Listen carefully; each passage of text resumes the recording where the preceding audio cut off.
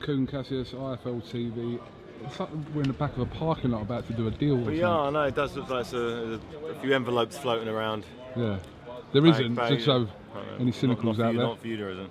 How are you? I'm good. All is well. Weigh-in's done now. Time for war tomorrow. What's going to happen tomorrow night? I think you're going to get a guy in Gashi who's here to win. He's had plenty of preparation. He's been training with Ruslan Chagaev, who's a former heavyweight champion. So he's got a good, educated team, and I'm expecting Gashi to cause some problems for Dereck. You know, Dereck's fortunately, he's paid the price in training. He's done more probably punching sessions and technical sessions than I think he's ever done in any one particular camp. And I'm looking forward to seeing what this new challenge brings. You know, this guy Gashi, he's not a slick boxer. He's not. He's an inch or so shorter than Dereck, so he's going to need to get inside, and that suits Dereck down to the ground. You know, I've seen fighters been able to, for instance, when Vitaly Klitschko fought Dereck, you know, he was moving around. You know, Dereck was the one coming forward, and I believe this guy's style will gel nicely with Dereck's, and we're going to get ourselves a good slugfest.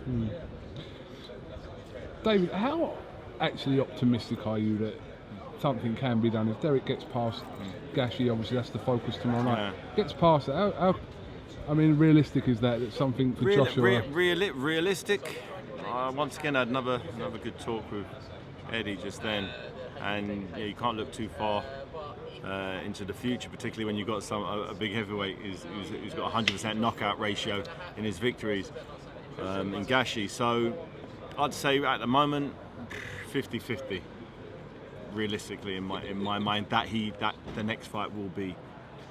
Is the feedback you're getting from Eddie though? Is it? It's very positive. It's all very positive, but it all depends on tomorrow Saturday night.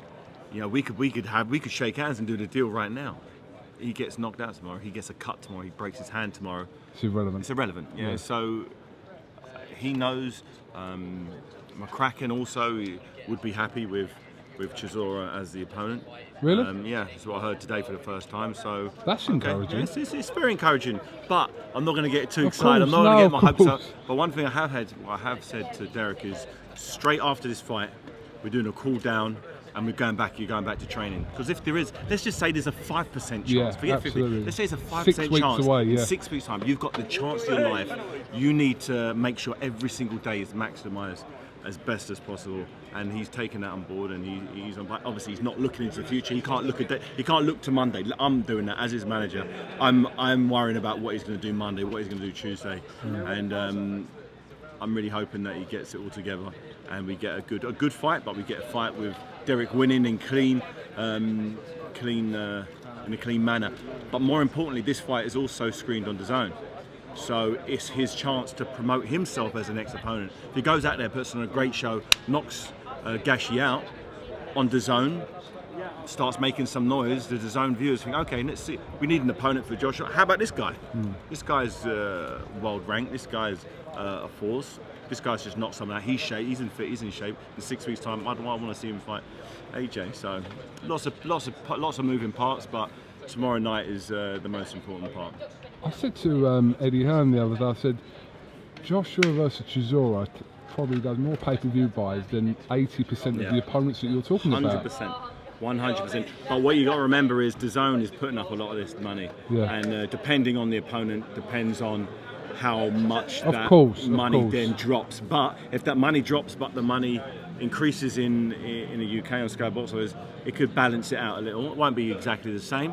But you know, there are worse options, way worse options in terms of numbers for AJ and Eddie Hearn. Absolutely. All right, well, listen, I know you all guys want to get off now, so tomorrow night, tune in. Sky Sports, or be there. Sports, it's good. Come down to O2 Arena, there's still a few tickets left. Get down there, support your boys.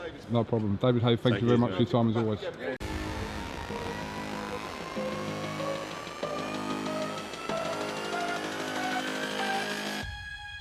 I'm ready to get the